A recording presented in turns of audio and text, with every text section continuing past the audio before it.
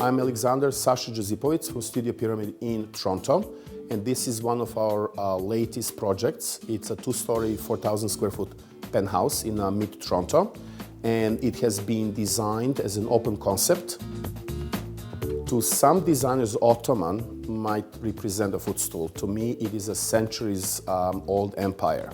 I was fortunate to grow up in that empire, and the client, the owners of this penthouse, are from the same origin as I am. And this would be the first time I ever worked for anybody who is from my neck of the woods. What I usually like to do when I'm entering into the interiors is to have an instant visual gratification. I like to always start designing with large, oversized pieces of artwork.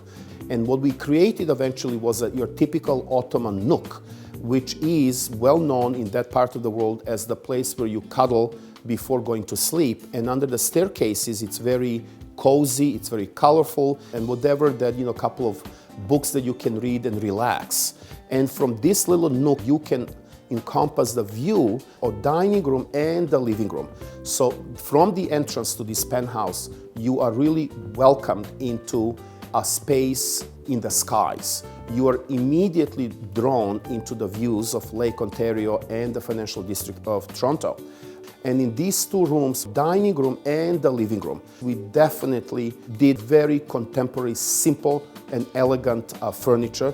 And one of the first pieces we purchased was a beautiful L-shaped sofa for the living room that reminded my client of one of her Bottega Veneta woven leather bags. And not too much color, because we left color as a surprise addition with velvet silk pillows. From there on, with a very soft gray leather as our lead color, we further down introduced the same color in our dining room chairs, in our finishes as the rustic gray flooring. So everything was very seamless and low-key.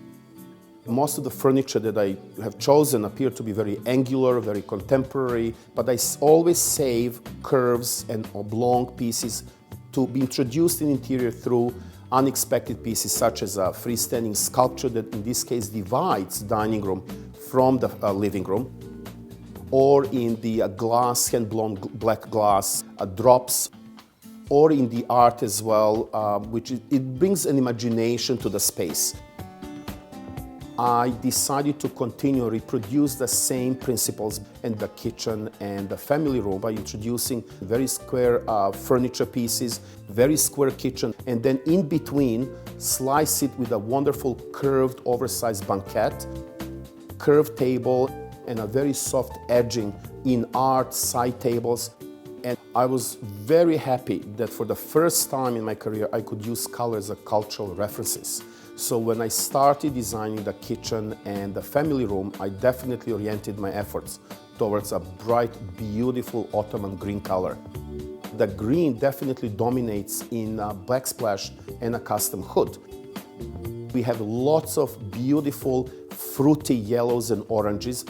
We did discover an old recycled rug made out of the old saris, which had each and every color from the peacocks to the golden yellows to the oranges, all in one piece of the material. For the powder room, definitely inspiration was one of the Sultan's thrones. When I was in Topkapi Palace, I had an opportunity to see a series of the Sultan's thrones, and one of them definitely caught my attention. So for this powder room, I tried to reproduce the same materials. It's a very small but very intense, luxury appearing powder room, and it has this magic of the mirrors that pretty much takes you into the world that doesn't exist anymore. Climbing up to the second floor with a glass railing and an unusual bocce lights by Vancouver designer Omar, you feel that you're riding on a magic carpet, because the oversized two-story wall as a focal point of the staircase is made out of wallpaper that appears to be an old Turkish kilim. Once when you reach the second floor landing, you're greeted to an Orient Express coupe, like a very small private room, when there is a spectacular white leather traveling chest with a couple of interesting and unusual pieces of art and a lovely intense green glass lamp. master bedroom, I intentionally oriented towards west so that the clients can enjoy a beautiful sunset. The bed and everything around is very curvy, it's very elegant, it's very sexy.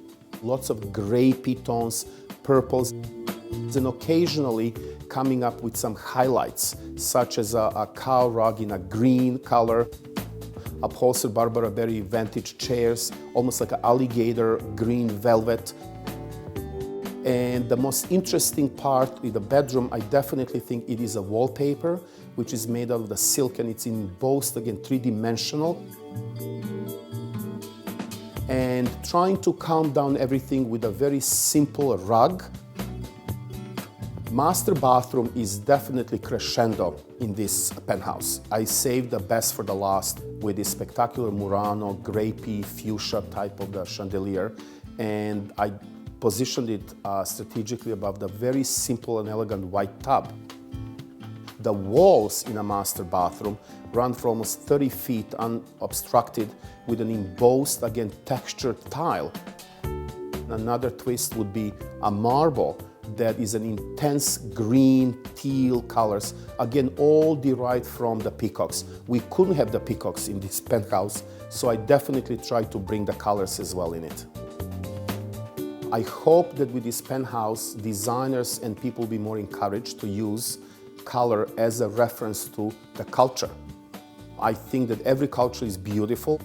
I think this specific one, you can summarize it in one sentence, that this penthouse to me does represent a perfect Turkish delight.